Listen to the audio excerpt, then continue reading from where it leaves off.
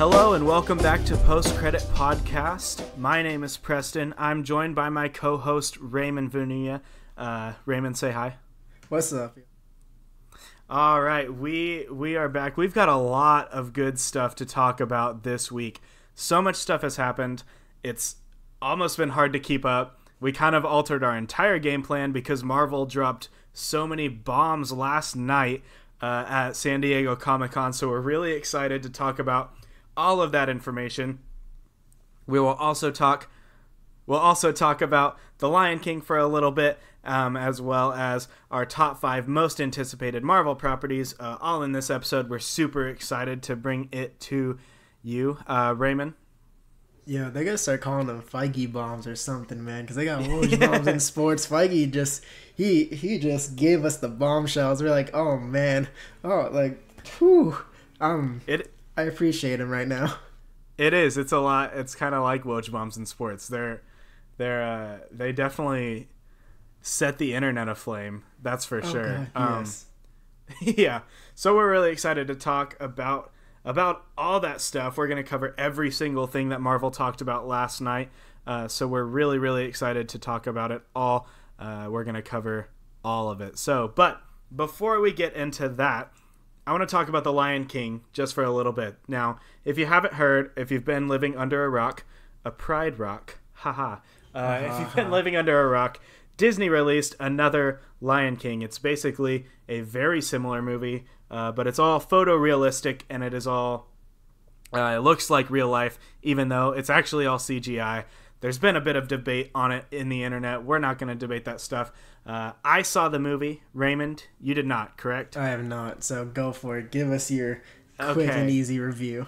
So I can go off, and I don't have to worry about any disagreements. Great.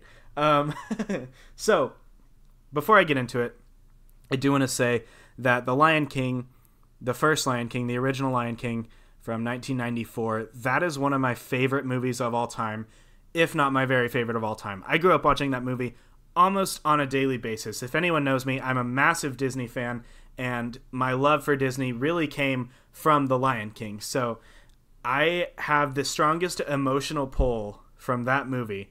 So going into this movie, I was extremely excited. There were a lot of complaints that, oh no, it's just going to be a shot-for-shot remake. But going in, I was like, you know what? This is my favorite story of all time. If it's a shot-for-shot remake, I don't care. Like, tell me the story in any way that you can, and I'm cool with it. So I was really optimistic about it all, and I wasn't let down, to say the least. I really, really did enjoy it. I thought that it's kind of hard to mess it up, in my opinion, because you take something that's so timeless and such a classic, and you really just copy and paste it with a few minor tweaks, then it's going to be just as good, because it is, at its core, it's The Lion King, you know? While yeah, I mean, that looked like it was hard. It looks like it's hard to mess up, especially when you have that cast, too. No, and yeah, the cast, I don't have enough good things to say about the cast. Everyone was spectacular. But I will say that by far, like not even close, the best part of the movie was Billy Eichner as Timon. And that is something I did not expect. I like Billy Eichner. I like his Billy on the Street stuff. I think it's really fun. And I liked him in Parks and Rec for the couple seasons he was in it. But other than that, I've not seen him in much. And I can definitely tell you he was not my number one, cast member in this movie that I was most excited for.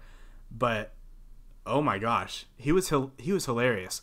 And I think part of the reason that he was the part that blew me away is because Timon and Pumbaa, being the comic relief, they can kind of bend that more from the original source material. Like most of the jokes are new, and a lot of just the way that they can take Timon and Pumbaa, they can change those characters the most without, damaging the source material. You know what I mean? Yeah, I mean, that's crazy, though. I'm still caught off guard, really. Timon, I was looking forward to Seth Rogen, Childish, Beyonce.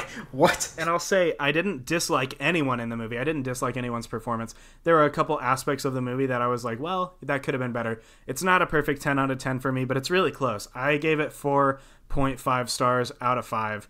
I really, really love it. Yeah, I will say, before we move on, something that this movie has a moment. I won't spoil it because it is something that's not included in the original. It's one of the only things. It's a joke that wasn't included in the original, and it was the biggest head thrown back belly laugh that I have had in a theater in 2019. Oh man, I'm excited. I'm not even kidding you. I laughed so hard, and it was probably the funniest laugh in the movie, I'll say. But it was so good. Surprising to me, there are a couple moments, really only two that I can think about, that Timon and Pumbaa kind of did not break the fourth wall, but they made jokes kind of in retrospect, like referencing the old Lion King, or maybe even referencing another Disney movie. And I thought that was really, really interesting because, like, you can do that with Timon and Pumbaa. They're funny. But yeah, that's my spiel on the Lion King. I think it's great. I really, really enjoyed it. It's a fun time. If you don't want a shot-for-shot remake, you probably won't like it as much as me. But being that I love this story so much, I will never complain when it is told to me, So I really had a good time with this movie. But, that's crazy. Yeah, I mean, that's my spiel. Yeah, I mean, I know Lion King is like killing it right now in the box office. But you know what else is killing it in the box office? What's killing it? All I'm saying is there's this movie that came out a couple months ago, and it's still in theaters, which is crazy. But as of now, this weekend, we got a new champion, introducing the new heavyweight champ, weighing in at $2.79 billion. Avengers Endgame. Finally.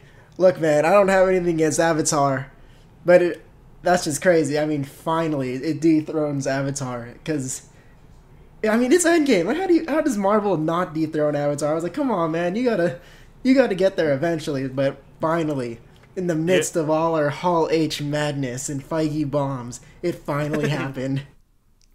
It was close. It was really close. Dude, I didn't think we were gonna get there.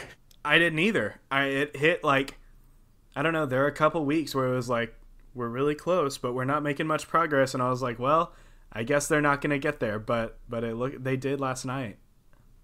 Yeah, I mean, I'm not, like, it was one of those things where it's like, oh no, they're gonna win. Then slowly you're just like, oh man, they're not gonna do it. But then they're like, yeah, no, I knew it. I knew they had this. It's like, but yeah, that was. Yeah.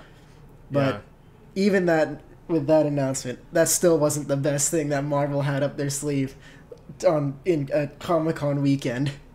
I want to dive in already, just straight up Hall H, man. That was. All right, let's do it. Let's dive right in. So, last night. If you've been living under a rock, or if you haven't been on social media, now this episode obviously will be recorded or will be released tomorrow on Monday, but we're recording this at the time of Sunday, so we may say last night a lot, just because for us right now it was last night.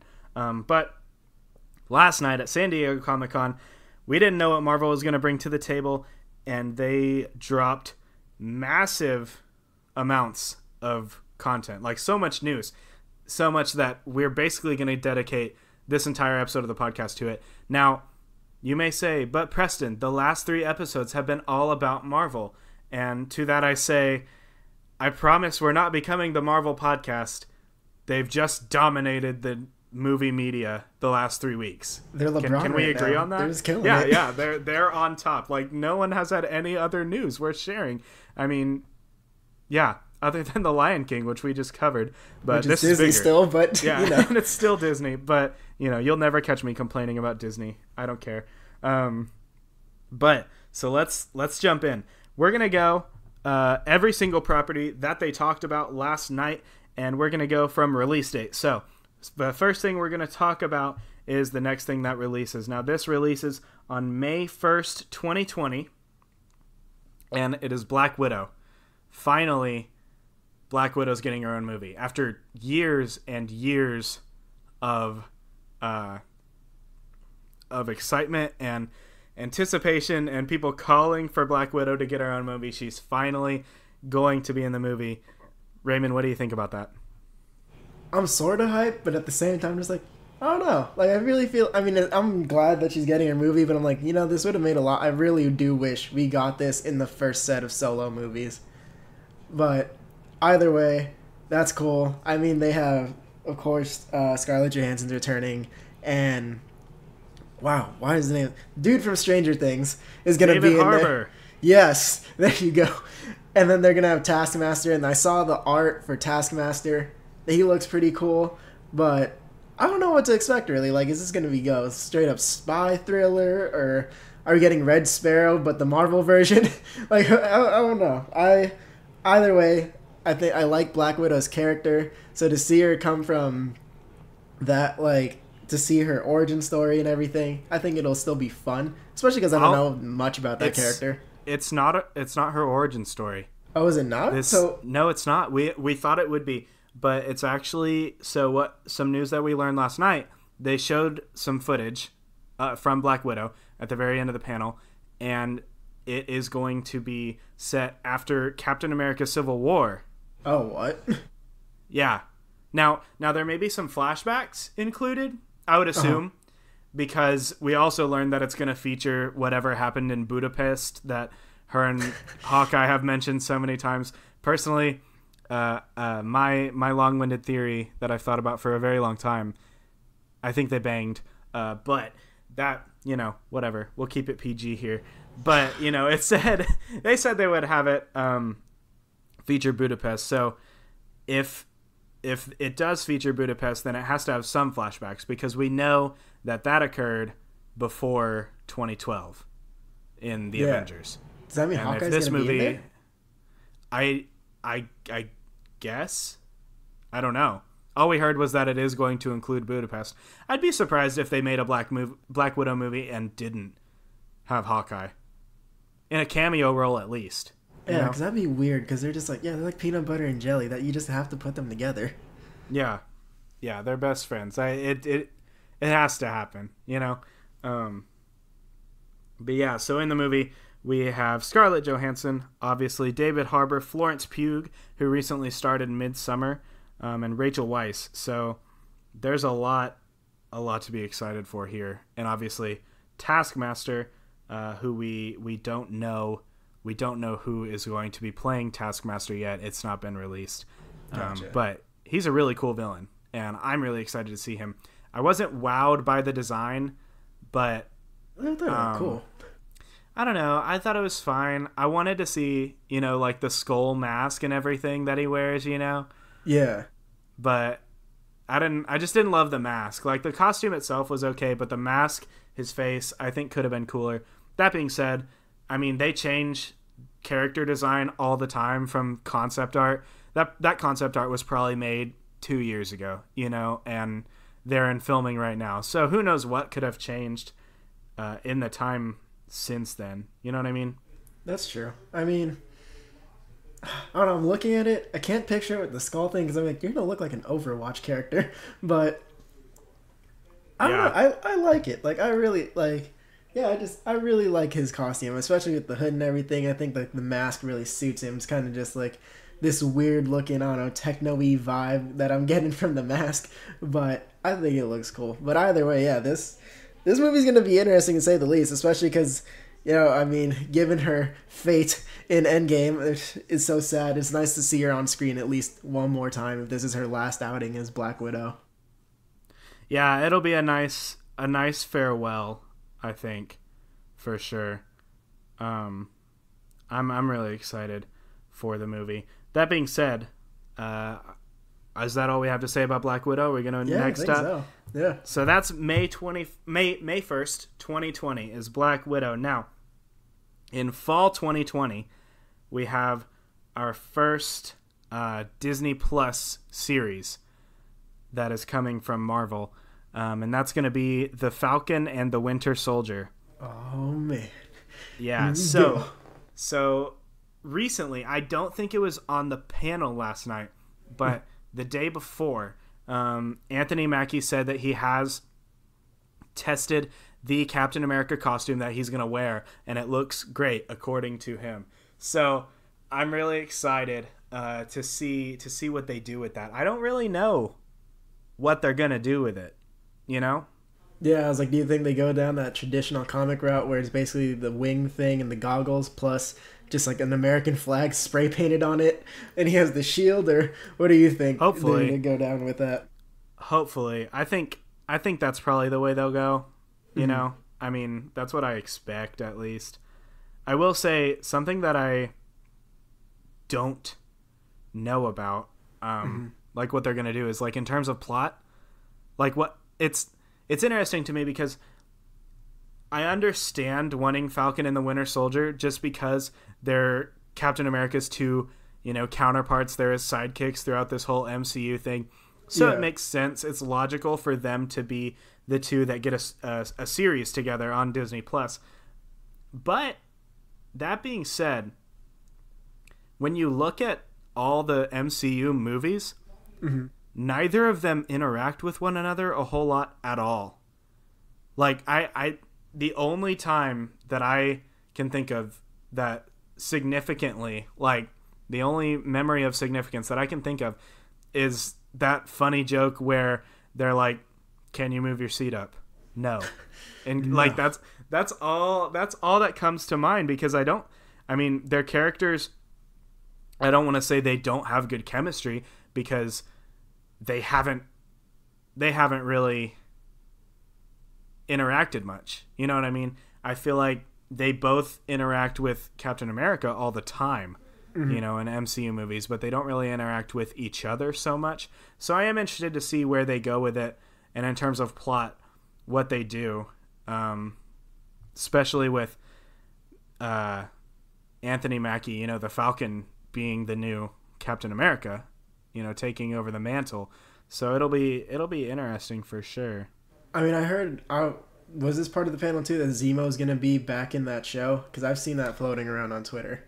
Yes, I was going to mention that. So it was also confirmed last night that Daniel Bruhl from Captain America Civil War, Zemo, is going to be back in the show, and he is going to have his mask. So that was really interesting for me to hear, just because I know that Baron Zemo in Captain America Civil War was not very comic book accurate, so to speak. You know what I mean? People didn't like that. I don't think it matters, but he wasn't very comic book accurate. So I was fine that he didn't, necessarily look super badass, like have his cool mask and everything like that, but in this series, he's supposedly will have his mask. So that'll be cool. I'm really excited just because I really, really, really like that character. No, definitely. In Civil War.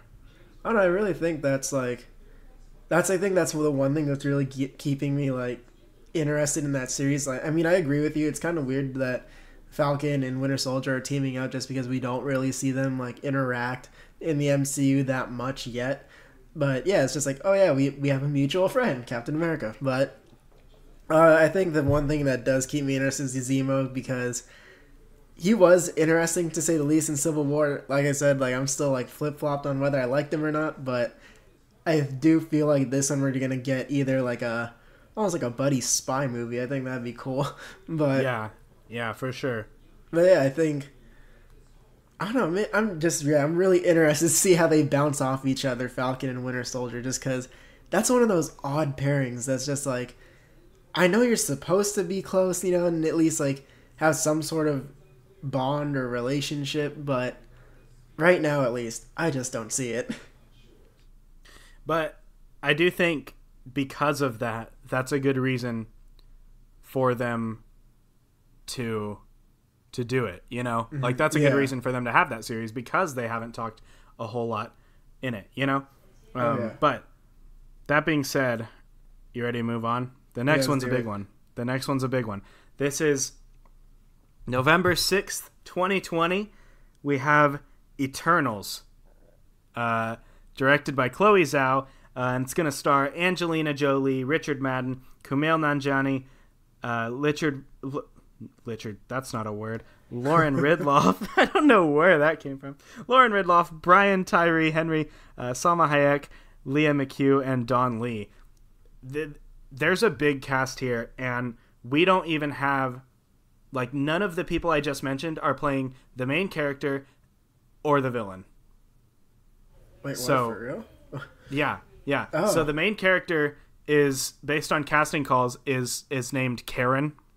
That's all it says. Yeah. So here's the deal. I don't know a whole lot about the Eternals from the comics. I am excited for it. From what I've heard, it's going to be dope, you know? But I'm not very knowledgeable about it all. But I will say the main character from the comics, or the main, like, Eternal from the comics, is named Cersei. And everyone kind of thought Angelina Jolie would be Cersei, but last night they revealed Angelina Jolie would be Thena. And I'm saying all these names, and I really don't know who any of these people are. Not gonna lie.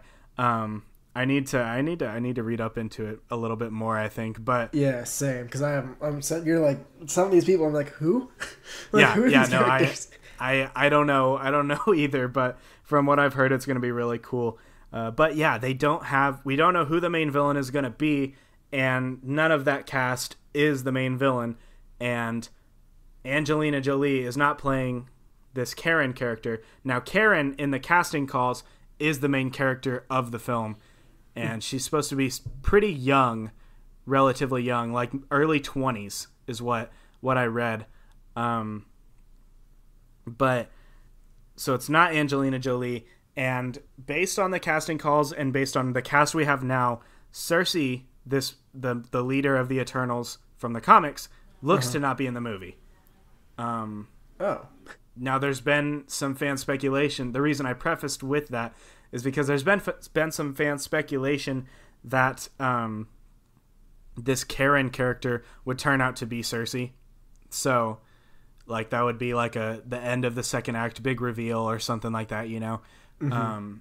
So I guess we'll see. But I'm very, very excited for this movie.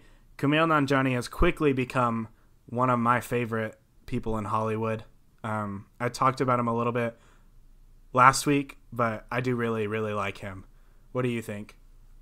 I'm praying for the Guardians effect here, because prior to the movie, I had no idea who the Guardians of the Galaxy were. And I was like, oh, this looks fun, though. Like, this looks like a good movie. And I was like, oh, wow, Chris Pratt, let's do this. And then, of course, it turned out great. So for the Eternals, I love Angelina Jolie, so I'm just like, oh, yeah, she's a great actress. Let's see what they got for this one. But, yeah, I really have nothing to say, because I'm just like, you know what? At this point, I trust you, Marvel. You've taken some characters that I had no interest in, like Ant-Man, and I was just like, oh, wow, I like Ant-Man now. He's a cool dude. So, yeah, like, I don't know, I'm hyped either way. Whenever Marvel releases something, though, to be honest, we're pretty hyped regardless. Obviously. So that being said, let's move on. Now we're going to get into 2021, and before we start, I want to say that 2021 has not one, not two, but 7 Marvel properties releasing in just that year alone, between the films and the Disney Plus series. So it's going to be packed. Not to mention The Batman. That's a DC movie, but The Batman's going to be releasing 2021. in 2021 as well. So it's going to be packed. A huge year for our superhero movie fans. But 2021, February 12th, we're starting with Shang-Chi and the Legend of the Ten Rings. I'm so excited for this. That's exciting. I'm so excited for this. I think it's going to be awesome to have an all-Asian cast and our first, like, lead Asian superhero. I think that's dope. Like, that's something that is definitely long overdue, in my opinion. Yeah. And it was announced last night that Shang-Chi himself would be played by Simu Liu. I hope I'm not mispronouncing that. But that's going to be... He was apparently cast last Tuesday. For real? Wow. And was on the Comic-Con stage the following Saturday. So, like, that's like a 11 or 12 day period in between being cast what a guy. and on stage in front of thousands of people at Hall H. So, yeah, it is crazy. The film's also going to feature Awkwafina in an unknown role, and Tony Leung. Yeah, and Tony Leung is going to play the Mandarin, the real Mandarin. Yeah, And I there know we that go. The good Mandarin's coming You out. must be so excited for this because I heard your take on Iron Man 3 last week, so I'm sure it's something that you're really anticipating. Oh yeah, I mean, Shang-Chi is another one of these heroes. I'm like, I have no idea who you are, but for me, I'm excited because one, yeah, we're getting the real Mandarin, and two, yeah, it is nice to see an Asian superhero out there. You know, being Asian, we don't get a lot of those. So I'm like, oh hey, there's an Asian dude about to be a superhero for Marvel. That's tight. Yeah, it's really exciting. And I'll say Aquafina's on a roll. Since Crazy Rich Asians, she's also been cast in The Little Mermaid. She's gonna play Scuttle. They're changing the gender of that character. Interesting. So, and I think she'll be good in that. I don't know. I think she's been killing it recently. But yeah, so Shang-Chi and the Legend of the Ten Rings is really, really exciting, for sure. Do we have anything else we want to say about that before we move on? No, I think here we go. We're starting to get into the area of the things that we do know about. So let's get to it. The next couple Marvel things they haven't been something that we know a whole lot about. But definitely not strangers to us. Yeah, moving on. We've got WandaVision. That is going to be spring 2021. That is going to be a Disney Plus series starring Elizabeth Olsen, Paul Bettany, and Tiana Paris. Now, this, I don't know. I'm excited for this because I love Wanda. I love Elizabeth Olsen, and I love Vision. You know, Paul Bettany. Yeah. I think the title of the series is maybe the dumbest thing ever. They just combined straight it to the point. They literally combined the two names, WandaVision, into one word. So I think that's pretty dumb, but I mean, when has a title ever, changed the quality of a thing? So that's very true. I can make fun of it now. I'll probably like it when it comes out. I think they're really gonna start leaning into this weird stuff in the MCU, and WandaVision is gonna kind of kick that off. I think they're gonna definitely take advantage of the whole alternate reality thing, and that'll be a way that they bring back Vision. You know what I mean? But what do you think? I was thinking Vision got rebuilt, but yeah, that you make a good. I mean, I think that'd be cool. Like, what is it? It's kind of like Wall-E when Wall-E comes back at the end and he's all different and weird. I'd love to see Vision come back. Obviously, he won't have a stone in his head, but he'll still be super weird. I mean, Vision's already weird. I'm sorry, one of the most odd things I've ever seen is Vision wearing clothes. Vision in a sweater, just it makes me uncomfortable. But that's why I'm excited to see this one, just because I would really love to see if it is a Vision. She rebuilds Vision, and she has to teach him how to be normal again. And Vision's all like, "Oh, okay, well, this is weird." Then it's just like, "Oh, that's interesting." But of course, if we do get an alternate reality where Vision lives or something like that, that'd still be very interesting. I mean, I'd like to see a lot of the alternate reality stuff and just different, universes. I am excited though, just because Vision in Infinity War, the way Paul Bettany acted him out, I thought that was a really good performance for the little bit that he was in there. But he was wonderful. Yeah, I mean, he was nerfed. They really made Vision a lot weaker than I feel like he deserved to be in that movie. But I agree. Yeah, but I'd be really excited if we got to see Vision and Scarlet Witch go full on 100% power to the max. I think that'd be the most interesting thing for me to see in this show. Yeah, for sure. That'd be a lot of fun. Now the reason that I say I think it may be an alternate reality situation is because we know it's going to directly tie in to our next Marvel property that's releasing May 7th, 2021, and that is the new Doctor Strange movie, which is titled maybe the best title ever. It's called Doctor Strange in the Multiverse of Madness. That's dope. You go from the worst title Marvel has ever had to the best. I'm here for it. So there's a lot to be excited for in this Doctor Strange movie. First and foremost, Wanda's going to be in it. We know Elizabeth Olsen is returning as Wanda / Scarlet Witch in this movie, and obviously we know the movie is going to be about the multiverse, so that led me to believe that WandaVision would be a multiverse scenario. Now, it may not be, but I do think it would be really cool if that's a way that it tied in.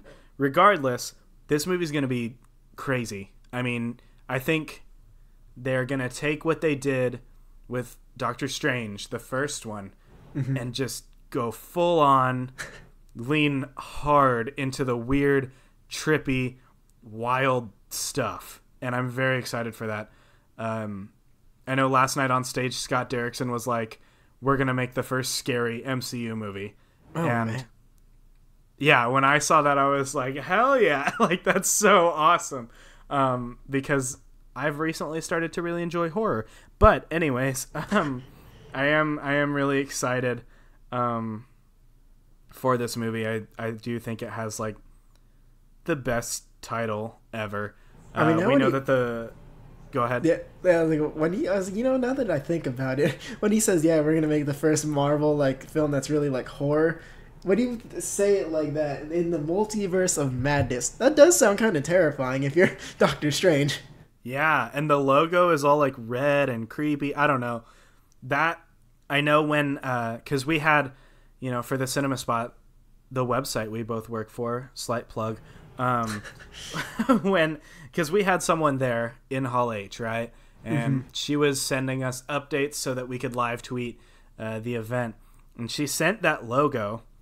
She sent a picture of that logo literally like 15, 20 seconds before any of the major other news outlets had broken the logo. So I saw that logo and I was like, I didn't want to tweet it out because I responded and I was like, is that a movie? I was like, because I thought, I don't know, it just looks so crazy and it's so different from everything that the MCU has done previously. Yeah. In terms of like just the initial design, and the title and just the design of the logo. So I responded, I was like, is that a movie? Because I was like, this has got to be like a new comic book or something, right? Like, there's no way. And with the way Doctor Strange ended, and I was like, do they even correlate? Like, are you sure they're making a sequel, or is this like a whole separate series of movies? Like, yeah. I didn't even think the two things correlated. I was like, oh, well, maybe we'll get, Baron Mordo and all that in another movie? But... Yeah. Yeah, I don't know. This is weird. I think it'll be interesting. I think Mordo may, because we know that Nightmare is going to be the villain of this new Doctor Strange movie, and I think maybe Mordo will collaborate maybe with Nightmare in some way, but he may not be the main bad guy. But I don't know. Either way, we'll see. That's really exciting. We cannot wait for it. The next Marvel property that we have, and this is also going to be spring 2021, sorry. It's going to release at the same time as WandaVision, as far as we know right now. So it will be before this Doctor Strange movie. I got a little bit out of order, but it is Loki, the Disney Plus series Loki. Oh, yes, the series with the... that's gotta be the worst logo ever. It's gonna be bad. I'm sorry to the graphic designer that made that. I know that you're killing it, but oh man, I don't know. Yeah. Looking at that, I'm like, oh man. It's rough. They just took 4 different fonts and threw it together. But I think this will be really fun. Now, I am excited for... I think it'll be fun to go through Loki's adventures in this alternate timeline from Endgame, because we know that's going to be explored in this series. So I'm excited for that. What do you think? I don't know. For me, this is another one of those like Falcon and Winter Soldier things where I'm like, where can we really go with this? I don't know. Yeah. Yeah, like, I really don't know how to feel about this, because I'm just like, I mean, I'm glad to see Tom Hiddleston returning and being Loki again, because I love him as Loki. But the fact that he won't have Thor to be with, I'm just like... Yeah, I don't know. Like, where are you really going to go with this one? I guess you're just going to go cause more trouble. Yeah, it's that kind of deal. I do wonder what it's going to be like to have Loki as a main character, because he's always been kind of, obviously in the Thor movies, he was entertaining because he was kind of, the opposite of Thor, in that he was kind of, not the good guy, and he was more cynical, if you will, whereas Thor was more benevolent. and that was entertaining. But without Thor in the movie, I wonder. I don't know. I love Tom Hiddleston as Loki. I don't doubt it, but I am wondering where they'll go with it. I also hope that it's not just a one and done kind of thing, or not necessarily one and done, but I don't want it to be a throwaway series. Gotcha. You know, like I want it. I don't know. I do worry that it won't have any like consequences or anything like that. You know, being that it is, you know, Loki in this alternate timeline. Ha ha ha. We're just gonna have some fun. You know, like it's not really. I don't know.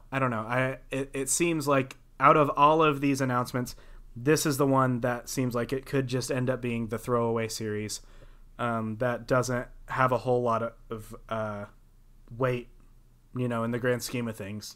But for me, I feel like it could also kind of be like how Joaquin Phoenix is doing this Joker movie. And I mean, obviously we haven't seen it, so we don't know how good it is.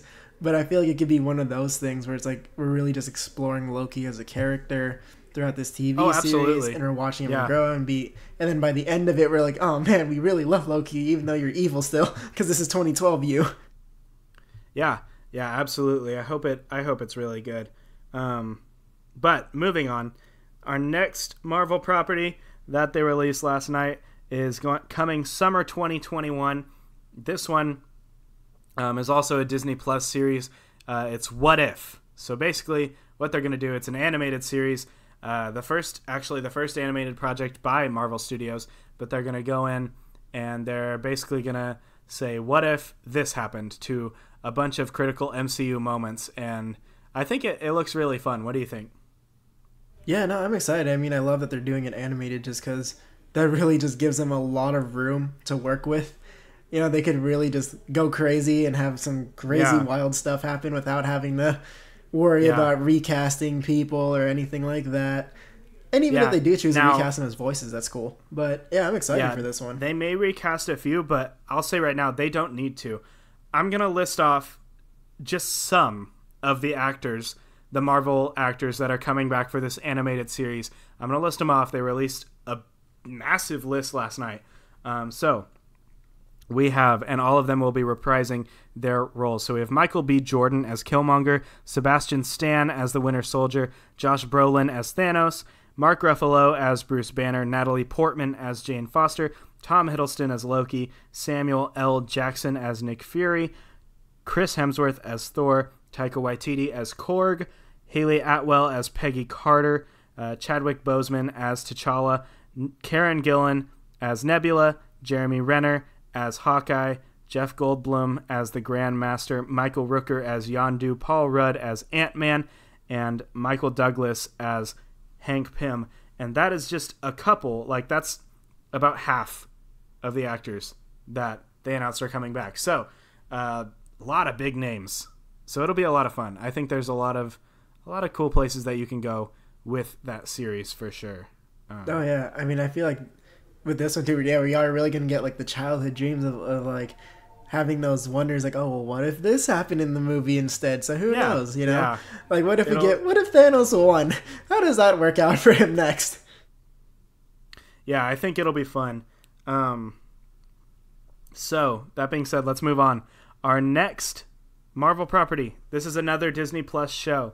It is coming fall 2021. And this is another one that people have wanted for a long time. It's Hawkeye, starring Jeremy Renner. And it's going to be a Disney Plus show. And it will introduce Kate Bishop to the MCU. Are you excited for this? I am, actually, because I love Hawkeye as a character. I mean, I do too. Yeah, and I don't know. I mean, to have a new actual Hawkeye, and of course, if he's still at least looking like Ronan, that's going to be tight. But I don't know, he's not going to be that savage, you know, and just be murdering people left and right. But I am excited for it, especially just to see him reunite with his, with his family too, after everything that happened. And that was such a driving force in Endgame. So I'm excited. I mean, Hawkeye really hasn't, he's another one like a Black Widow where it's like, I really wish we got to see his solo stuff in the prime MCU phase 1, phase 2. But I'm still excited because, I mean, it's archery. That means there's going to be a lot of action and a lot of like, I mean, if you've seen Arrow, that's good. It's always fun, at least in my opinion, when they do like archery sequences. So I'm really excited for that. I think Hawkeye's one of my favorite. he's one of my favorite characters. I think he's one of the most underrated characters in the MCU. I think he's freaking hilarious. Like, he's so funny. I don't know. Every line he's had in Avengers Age of Ultron, not so much Endgame, but even then a couple. But, you know, Avengers, Age of Ultron, Civil War, I've loved him in every single episode that he's been in. So I'm really excited that he's getting his own series, and it'll be introducing Kate Bishop, which is very, very exciting for sure. So moving on, our last Phase 4 movie, our last Phase 4 property. This is where Phase 4 will end on November 5th, 2021 with Thor: Love and Thunder. That's a dope title. That's a dope logo. Yeah, the logo's even better. This movie is going to be crazy. Because I'll tell you why. Taika Waititi is returning to direct, but he's writing this one as well. He did not write Thor Ragnarok. Now, there were a lot of improv jokes in there. Obviously, that's kind of his style. But this one is going to be written by Taika Waititi. Valkyrie is confirmed to be LGBT, so that's very, very exciting for her. Tessa Thompson last night on stage said that being that King of Asgard, Valkyrie needs to find her queen. So I'm really excited for that representation. It's going to feature Chris Hemsworth, Tessa Thompson, Taika Waititi as director and obviously as Korg. And then the big bombshell that no one saw coming, Natalie Portman is returning to the MCU, to the Thor franchise. And she will actually take over the mantle of Thor in this movie. What? That's exciting. Man, that's exciting. So, oh, man. I can't wait. I think it's kind of funny because they were like, Natalie Portman was like, no, I hate Marvel. I'm done. I'm tired of being the damsel in the distress. Because they gave her such a terrible character. They did, absolutely. And then Taika Waititi comes in and he's like, we'll make you Thor. And she's like, okay, yeah, I'll come back. You know, like, yeah, I'll do it. Why not? Yeah, right. It's very exciting. She picked up the hammer last night, and I got chills. So there's a lot to be excited for in that one. What are you most excited to see in that movie? It has to be the obvious Natalie Portman. I mean, yeah. I feel bad for her as an actress because her character in the first two Thor movies was really bad. And that's not her fault, but I'm excited to see the female version of Thor come out. Jane Foster Thor, wield the hammer. And I feel like, I don't know what they're going to do villain-wise or where this movie's going to go, of course. But I mean, I feel like any action sequence with either Mjolnir or Stormbreaker was amazing. So to have both in this one, plus Tessa Thompson, plus Korg, I feel like is going to be another... And of course, with Waititi returning to direct, it's going to be a lot like Ragnarok, but I feel like it's going to do, a lot of the things that Ragnarok didn't do well, probably do those a lot better. I'd hope it'd be a little bit more serious, but now be just a little less jokey. But I'm excited either way. Right. Now, the Loki Disney Plus series comes out before this movie. So, maybe he'll be in the movie? I don't know. Oh, I'm sure... I'm sure they'll do something where they leave it open at the end of the Loki series to maybe where he returns. You know, like that would be the Marvel thing to do. Marvel would do that even if he didn't really show up. But I think that would be pretty cool. But yeah, so that being said, that is all of Phase 4. Now we are going to go through real quick. I'm going to make this as quick as I can because at the end of the panel last night, Kevin Feige was up on stage and he said, you know what? We talked about all this stuff, but we haven't even had time to talk about all these other things. And he announced a plethora of products that are currently in development. Those include Black Panther 2, Captain Marvel 2, Guardians of the Galaxy 3, Fantastic Four, X-Men, or Mutants. He just said mutants, so you can assume that is basically just all of the X-Men, every mutant. And then the big shocker, Blade, will be played by Mahershala Ali. They released a logo and brought Mahershala Ali on stage for that last night. So out of all of those, what are you most excited for? The number one of those listed. Easily Fantastic Four. I mean, yeah. We've been waiting for a good Fantastic Four movie. We've had 3 tries at this, and we're 0 for 3. But we deserve it. Yeah, it's going to be a lot of fun. So there's all kinds of stuff to unpack there. But right now, we're going to go into our top 5 most anticipated Marvel products, including everything we just listed that we got more details for last night, including those things that I just listed just now that Kevin Feige listed off at the very end of the panel that will be post Phase 4. So, that being said, let's jump right into it. What is your number 5 most anticipated future Marvel product? For me, it's Hawkeye.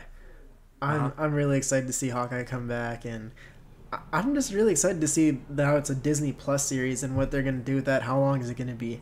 Is it going to be an ongoing thing? Is it going to be just one season? Like, what are we doing with this? But Hawkeye and Kate Bishop, just the idea of it and the little clip they played to announce it, sort of gave off this interesting, like, retro-y vibe that I enjoyed. And I was like, oh, you know what? I think this is going to be really interesting. And, of course, I just love the character. So, for me, Hawkeye's at number 5. What's your number 5? My number 5 is Black Panther 2. This movie, if it were closer to release, if it were one of the Phase 4 ones that Marvel announced last night, it'd probably be higher up on my list. But since we don't know any details about it at all, it's just at my number 5. Black Panther is my number 3 MCU movie out of the entire series. We talked about it last week. I know it was in your top 3 as well, so I'm sure you're excited. I'm sure you're excited for it too. I know Ryan Coogler has been brought on to direct, to come back, so I'm really, really excited for that. I can't wait to see where they go. I don't know where they'll go. There's a lot of open things, but just because I loved Black Panther so much, I cannot wait for Black Panther 2. So what's your number 4? For me, and one more thing about Black Panther is just that for me, the only reason it didn't crack my top 5, because we don't have Claw and we don't have Killmonger, so I'm like, oh, what are you gonna do? But I digress. Anyways, for me, number 4, ironically enough, is Fantastic Four. It's one of those, like, it's there. I'm so hyped for it, but because we have no idea who's gonna be in it, who's gonna direct it, who's gonna write it, when it's gonna come out. I'm excited either way, but yeah, that's why I can't put it higher, but I am really hyped for Fantastic Four just to find, because I feel like with Marvel, the one thing I'm confident in saying now, they're not going to roll something out that's bad. They'll roll something out that might be average. You're like, oh, that was okay. But I know for a fact they're not going to make something bad. So if they can just even make an average Fantastic Four movie, it'll be better than the ones we already have. Yeah, for sure. My number 4 is Doctor Strange in the Multiverse of Madness. I could put it at number 1 just for the title alone, but I put it at number 4. I'm really excited for this one. We talked about it a lot, but like I said, I loved the first outing. I'm really excited for Wanda to be on display more. I think her and Strange working in tandem will be a really good pairing. I'm not sure that they've met. I don't think they have. The only scene that I can think of them sharing is that massive battle in Endgame. But everybody shared that scene. Yeah, that doesn't count. So I'm excited for them to meet. They're 2 of my favorite characters. Wanda is definitely one of my most underrated characters, for sure. So I can't wait for that movie, especially with the scary elements. We know Scott Derrickson is really good at horror, and he's good at these mind-bending things. And I hope they really, really lean into it, because I want that Mysterio sequence from Far From Home, but I want it to be 2 hours long. So I think that would be awesome. So that's my number 4. What is your number 3? Guardians 3. I mean, Thor. You're on track with the. You're on track with the numbers. Fantastic Four is your number 4, and Guardians 3 is your number 3. It was happenstance, but Guardians 3, just because James Gunn, you know, after that long, long battle and everything that happened, he's finally coming back. Yeah. And of Don't course, even get me started. Don't even get me started on that. exactly. So I'm just happy that he's back. The whole crew is coming back, plus Thor, I guess, unless this changes it. I don't know, but yeah, I'm just excited for that because, I mean, Guardians is yet to disappoint us, and I mean, minus like the Avengers movies and some of the other solos, Guardians has really been that one franchise for me that's like so different and unique, especially just because of the music and everything. So I'm excited to get back into that kind of vibe and getting that, I guess, maybe if it is the last of the Guardians trilogy or something like that, and wrapping that up, and of course finding out how they're going to work out this Gamora thing. So I'm excited. Yeah.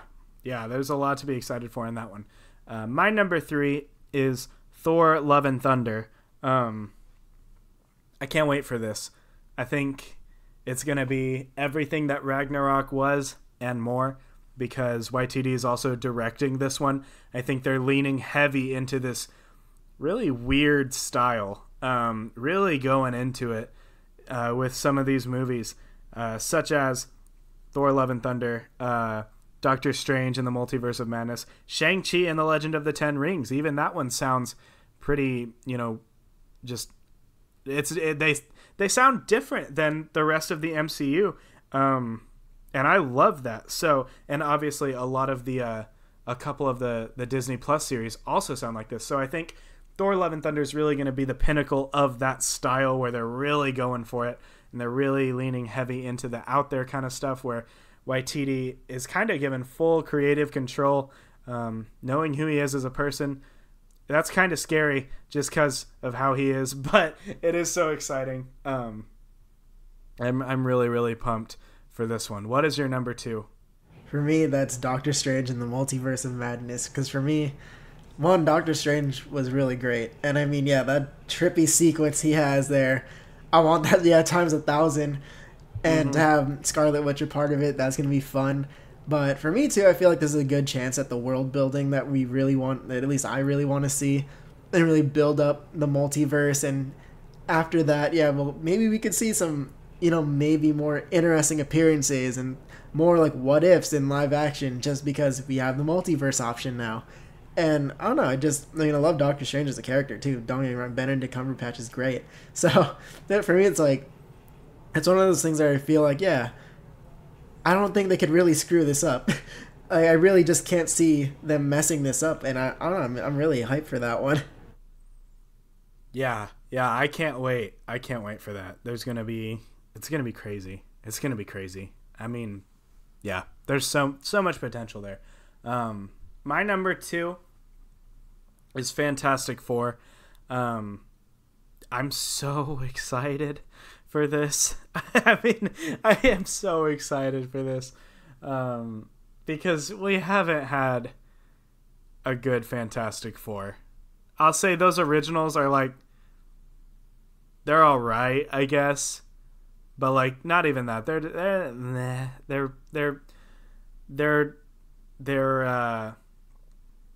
not very good. They're definitely below average. And then of course, Fantastic was, God, I don't even want to get into that. I still apologize to everybody. I hyped up that movie too. I told them this is going to be a great Fantastic Four movie. I believe. I'm so sorry. You let me down. You probably let a lot of people down. Yeah, God, that movie sucked so bad. So bad. I didn't even watch it in theaters when it came out, but I watched it on a plane because I was bored, and I was like, oh yeah, this came out, this may be really good. Like, I love the Fantastic Four, and it looked really good. Like, I liked the trailers, and it was just miserable. It's just abysmal. I don't have enough bad things to say about it, but let's talk positive. Fantastic Four, Marvel's Fantastic Four. I can't wait for that. I, like you said, even if it's just average, thank you. Like, that's all we really need. I'm okay with an average Fantastic Four movie. Obviously, I want it to be good, and I think it might be like really, really good. Obviously, it has the potential, especially because there's no set in stone Fantastic Four rendition that people are so tied to. So this is definitely an area where you can take it and really make it your own, you know? That being said, because we didn't have an Ant-Man 3 announcement, I am worried because Peyton Reed, director of Ant-Man and the Wasp, he had previously expressed interest in directing a Fantastic Four project. Yeah, and I don't really like him. We talked about Ant-Man and the Wasp, but it's a fine movie. I just think there was a lot of potential that they missed out on there, and I would hate for the same to happen to Fantastic Four. Not saying that Peyton Reed can't direct a good movie. I'm sure he could.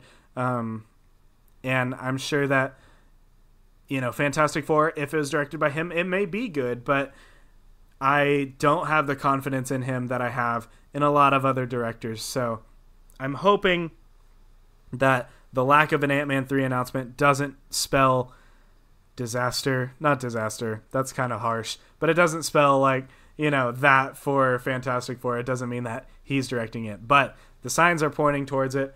But either way, that's my number 2 because I just can't wait. Even if Fantastic Four is at that Ant-Man and the Wasp quality, I'll be okay. Because Ant-Man and the Wasp is a really fun film. So, I'll be okay with that, even though it's not my favorite MCU movie. But let's move on. What is your number 1?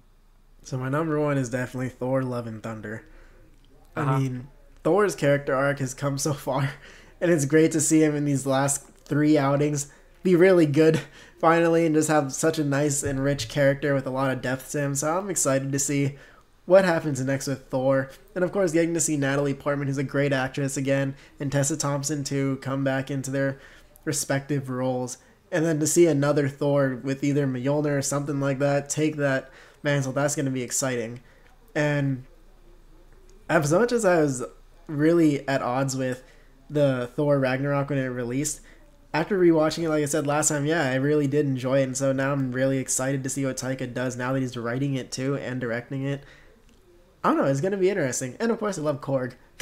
I mean, yeah. Korg's, you gotta love Korg. I'm excited to see him again. So, I don't know. I'm really excited to see Thor, and even just the vibe that when we got the Thor Ragnarok logo, it kind of matched up with what we got in the film, and I was just like, this is exactly what the vibe I was feeling from that logo. And with getting the Thor Love and Thunder one, I'm just like, I'm getting straight up like He-Man vibes. I'm like, I could see that, and that could be tight.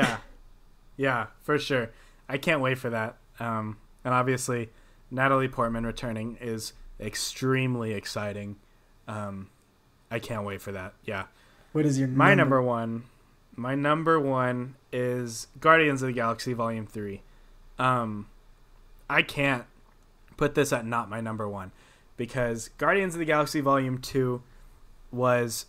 So, for those of you who don't know, Guardians of the Galaxy Volume 1 was obviously directed by James Gunn. It was written by James Gunn and Nicole Perlman. Nicole Perlman did not co-write Volume 2. Volume 2 was just written by James Gunn and obviously directed by him once more. But, so I am really excited for Volume 3 just because this is another outing that is only written by James Gunn and only directed by James Gunn. I'm so glad he's back.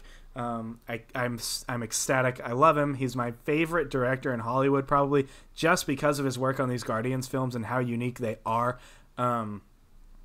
Because I really did think that Volume 2 was a step up from Volume 1. I know a lot of people don't agree with me, but Volume 2 is my favorite comic book movie. I don't think it's the best, but it is my favorite. It's my feel-good movie. If I want... if I'm sad or if I have a bad day, I'm putting that one in and I'm watching it because it makes me feel good. It's my favorite comic book movie. I love it to pieces. And I fully expect that James Gunn took everything from Volume 2 and just poured more of it into Volume 3 because we know that it is the final iteration of these characters.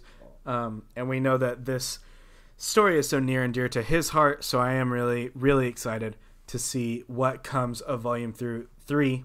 Even though we don't know a whole lot about it, I'm still so excited for it. Cannot wait. That's my number one. But yeah, what do you think?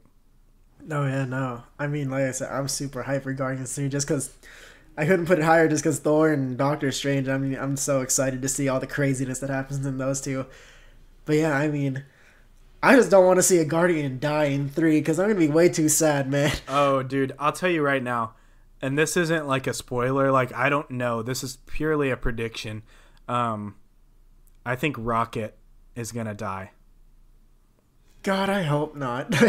Wouldn't that just really rip your heart out? That would. Wouldn't that just rip your heart out? Especially after Guardians 2, man. He was so good in there. I was just like, yeah. Damn, I feel bad for you, man. Yeah, for sure. Yeah, that's my Guardians 3 prediction. We'll see, though. But yeah, so this has been our episode on all of the Marvel stuff that dropped last night at San Diego Comic-Con. As well as my short little Lion King review at the beginning there. Thank you for tuning in and listening. If you want to follow me on Twitter, I am at Preston C. Moore. If you want to follow Raymond on Twitter, he is at Arvinya, RVINYAH. We also both work on a website called The Cinema Spot. That is at thecinemaspot.com and on Twitter at The Cinema Spot. We recently had a tweet go viral. Go retweet it. Subtle plug again. So, subtle, not so. But thank you. Subtle, not so subtle. We're sitting at 14,000 retweets right now, so I'm gonna brag about it because I feel like I can. I tweeted it out. It's mine. It's my baby. We can be proud of it. But thank you for listening. If you've tuned in, make sure you listen. Next week we'll have some more juicy content dropping next Monday on July 29th. So that being said, have a great week and thank you for listening. Yeah, guys, thanks for coming out. I mean, wow, 5 episodes. Let's get it.